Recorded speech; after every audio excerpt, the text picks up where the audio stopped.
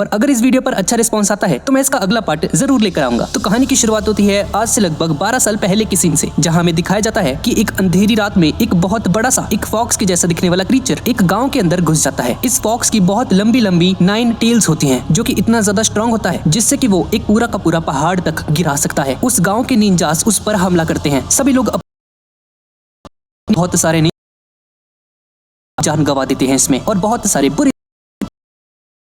इतना ज्यादा ताकतवर था कि कोई भी उसका कुछ नहीं बिगाड़ पा रहा था। पर तभी यहाँ पर इस गांव के सबसे पावरफुल निंजा फोर्थ होकागे यहाँ पर आ जाते हैं। दरअसल होकागे एक तरह से विलेज का राजा होता है। फोर्थ होकागे अपनी जान की परवाह किए बगैर उस 9 टेल्ड फॉक्स का डटकर सामना करते हैं और उसे एक छोटे से न्यू बॉर्न बेबी के अंदर सील कर देते हैं। अब इसके बाद हम 12 साल आगे का सीन देखते हैं, जहाँ पर हम एक शरारती बच्चे को देखते हैं जिसका नाम है नारुतो उजुमाकी। ये लड़का इतना ज्यादा शरारती होता है कि वो अपने विलेज के होकागे के स्टैचूज पर पेंटिंग करके वहाँ से भाग जाता है। इनकी मूंछें ऊंचे बना देता है, एकदम मस्त एकदम बढ़िया कर देता है। और इसकी शरारतों से परेशान होकर वहाँ के निंजास थर्ड होकागे के पास जाते हैं और उनसे शिकायत करते हैं। नारुतो एक दीवार के पीछे छुपा होता है कि तभी उसके सेंसे, जिसका नाम इरुका सेंसे होता है, वो यहाँ पर आकर नारुतो को पकड़ लेते हैं। ओए नारुतो, क्या कर रहे हो यहाँ पे? पागल वागल हो तुम? आज तुम्हारा टेस्ट है ना, तो तुम यहाँ पे क्या कर रहे हो? दरअसल सेंसे वर्ड का यूज टीचर या फिर सर के लिए किया जाता है। अब इसके बाद इरुका सेंसे नारुतो को अपने साथ स्कूल लेकर जाते हैं और क्लासरूम में पहुंचकर अपने स्टूडेंट्स को बताते हैं कि आज इन सभी के सभी स्टूडेंट्स का एक टेस्ट होने वाला है। आज तुम सभी के सभी एक एक करके अपना रूप बदल के दिखाओगे मुझे। तो सबसे पहले है साकुरा। हाँ, साकुरा आती है ट्रांसफॉर्मेशन जुत्सु का यूज करके। जुजुत्सु एक तरह से निंजा आर्ट होती है या फिर मैजिक। और इसके बाद आती है सास्के की बारी, जो कि इस क्लास का टॉपर है। सभी लोग उसकी बहुत इज्जत करते हैं और साकुरा सास्के पर मरती है और वो भी बहुत अच्छे से अपना ट्रांसफॉर्मेशन जुत्सु का टेस्ट पास कर देता है। और अब इसके बाद नारुतो की बारी होती है। सभी लोग नारुतो को गालियां दे रहे होते हैं, क्या ये नारुतो, इसकी वजह से हमें दोबारा देना पड़ रहा है ये टेस्ट, घटिया आदमी। और इसके अपोजिट एक लड़की जिसका नाम हिनाटा होता है, ये ब्लश करके नारुतो को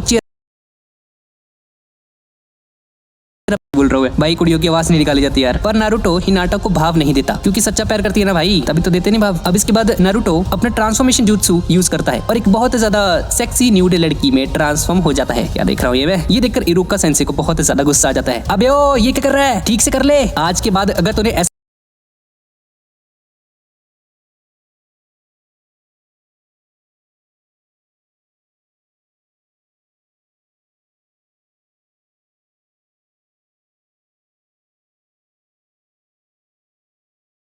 कुछ कर दिया।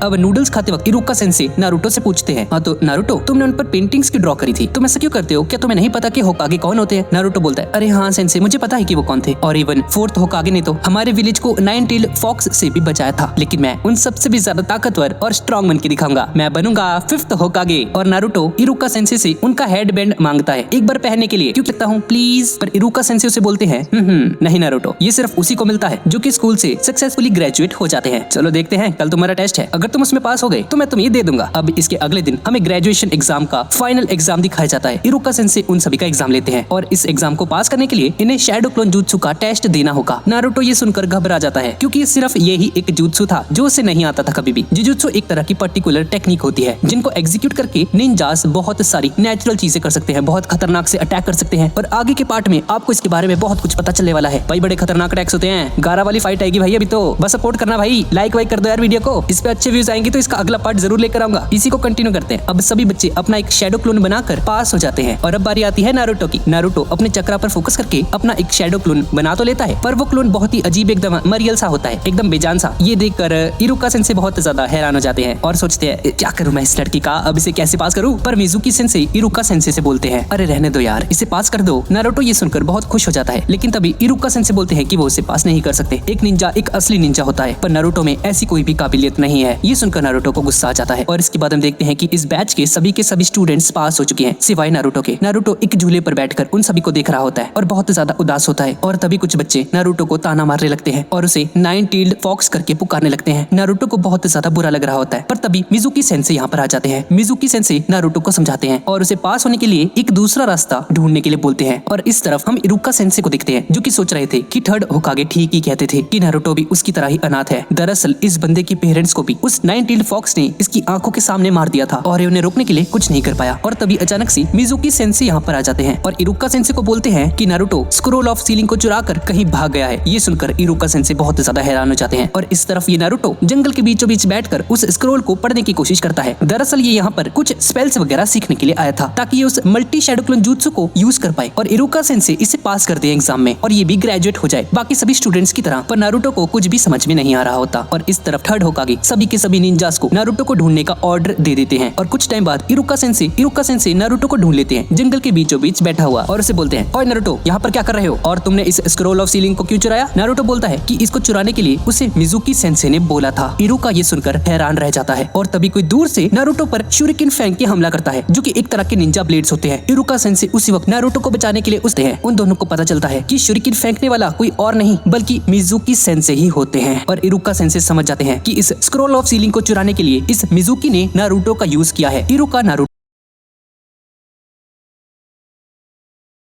सेंसे और मिजुकी नारुतो से बोलता है, अरे नारुतो ये तुम्हारे जो सेंसे है ना ये नहीं चाहते कि तुम स्क्रोल ऑफ सीलिंग को यूज करके ताकतवर बन जाओ। नारुतो को कुछ भी समझ में नहीं आ रहा होता कि तभी मिजुकी बोलता है, नारुतो क्या तुम्हें पता है तुमने ही इरुका सेंसे के माँ बाप को मारा है, तुम ही हो नाइन टेल्ड फॉक्स। और हमें पता चलता है कि जिस बच्चे के अंदर उस मॉन्स्टर या फिर नाइन टेल्ड फॉक्स को सील किया गया था वो कोई और नहीं बल्कि नारुतो ही था। 12 साल पहले फोर्थ होकागे ने उस नाइन टेल्ड फॉक्स को नारुतो के अंदर सील कर दिया था और नारुतो वही बच्चा है। इरुका सेंसे मिजुकी को चुप कराने की कोशिश करता है कि इसे ये सब नहीं बोलना चाहिए नारुतो के सामने और नारुतो को बोलता है, नारुतो इसकी बातें मत सुनो। नारुतो को समझ में आने लगता है कि सभी के सभी निंजास और विलेज के सभी लोग और उसके बैच के स्टूडेंट्स उससे इतनी नफरत क्यों करते हैं और कोई इसके पास तक नहीं आना चाहता। नारुतो बचपन से ही बिल्कुल अकेला रहा है, कोई भी उसे नहीं बुलाता था। नारुतो का कोई दोस्त तक नहीं होता क्योंकि उसके अंदर ही नाइन टेल्ड फॉक्स है जिसने इस विलेज के बहुत सारे लोगों के घर उजाड़ दिए थे आज से 12 साल पहले। तभी इरुका सेंसे को भी रियलाइज हो जाता है। नारुतो चाहता था कि हर कोई उसे देखे, उसे नोटिस करे, उसकी एग्जिस्टेंस को एक्नॉलेज करे, उसकी शरारतों से परेशान होकर ही कम से कम उसकी तरफ देखे तो सही, उसका नाम तो जानेंगे, वरना तो सभी लोग उसे इग्नोर करके अकेला छोड़ देते हैं। और इसी बीच मिजुकी एक बहुत बड़ा शूरिकेन नारुतो की तरफ फेंकते हैं। नारुतो अपनी जान बचाकर वहां से भागने लगता है और इरुका सेंसे और वो जायंट शूरिकेन इरुका सेंसे के पीठ के ऊपर घुस जाता है पर नारुतो की जान बच जाती है। नारुतो हैरान होकर इरुका सेंसे से पूछता है, इरुका सेंसे आप मेरे लिए ऐसा क्यों कर रहे हो? इरुका रोते हुए नारुतो से बोलता है, मेरा बचपन भी तुम्हारी तरह ही था नारुतो। मेरे माँ बाप के गुजरने के बाद सभी लोग जैसे कि मुझे भूलने लग गए थे। मैं भी बिल्कुल तुम्हारी तरह ही था। मैं भी अपनी हरकतों से लोगों को परेशान किया करता था, लोगों का ध्यान अपनी तरफ खींचता था। और इसके बाद नारुतो उस स्क्रोल ऑफ सीलिंग को लेकर वहां से तेजी से भागने लगता है। उसे अभी भी लग रहा होता है कि इरुका सेंसे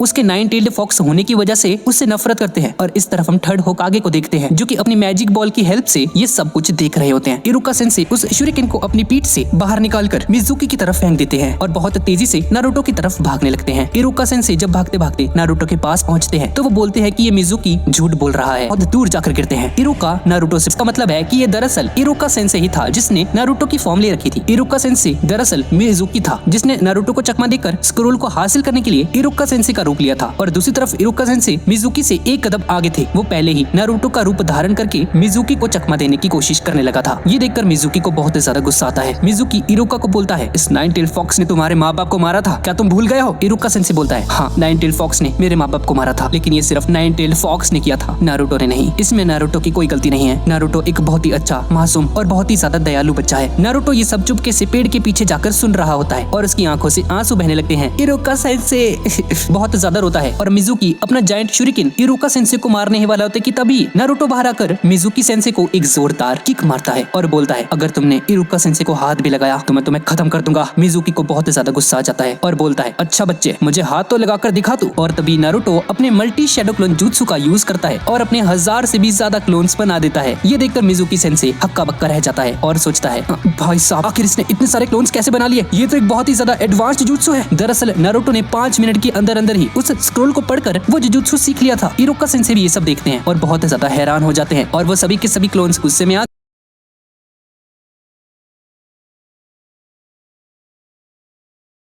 आकर मिजुकी सेंसे की बत्ती गुल कर देते हैं। और इस तरफ गांव के लोग स्क्रोल चोरी होने की वजह से बहुत परेशान हो रहे होते हैं कि तभी यहाँ पर थर्ड होकागे यहाँ पर आते हैं और बोलते हैं कि डरने की कोई बात नहीं, वो सभी लोग स्क्रोल को लेकर जल्दी ही वापस आ रहे हैं। इधर इरुका सेंसे नारुतो को अपने पास बुलाकर उसकी आंखें बंद करने को बोलते हैं और नारुतो अपनी आंखें बंद करके जब थोड़ी देर बाद अपनी आंखें खोलता है तो उसके सर पर वही हेडबैंड होता है जिसके बारे में नारुतो ने बात की थी जब वो उस रामेन वाली शॉप में था, जिसका मतलब है कि नारुतो भी अब ग्रेजुएट हो चुका है। नारुतो बहुत खुशी से इरुका सेंसे को गले से लगा लेता है। अब अगले दिन हम लोग देखते हैं कि नारुतो एक फोटोग्राफर से अपनी फोटो खिंचा रहा होता है। फोटोग्राफर नारुतो से पूछता है, ये क्या हरकत है भाई, ये कैसा पोज है, ऐसे फोटो खिंचा रही है तूने? नारुतो बोलता है, अरे हाँ जल्दी करो, जल्दी मेरी फोटो क्लिक कर दो। इस पर ये फोटोग्राफर बोलता है, बाद में मत बोलियो मुझे, ठीक है ना? और नारुतो की फोटो लेता है वो फोटोग्राफर और ये होती है इसकी फोटो। ये क्या बन रखा है भाई, जोकर बन रखा है ये। और इसके बाद नारुतो उस फोटो को थर्ड होकागे को सबमिट करने जा रहा होता है और बोलता है, अरे यार इस फोटो को क्लिक कराने में तो मजा ही आ गया, 3 घंटे लग गए मेकअप करने में, पर बढ़िया बनी है। थर्ड होकागे उसे बोलते हैं, अबे ये कैसी फोटो है, दोबारा लेके आ इसको। नारुतो बोलता है, ये क्या बात हुई, मैं नहीं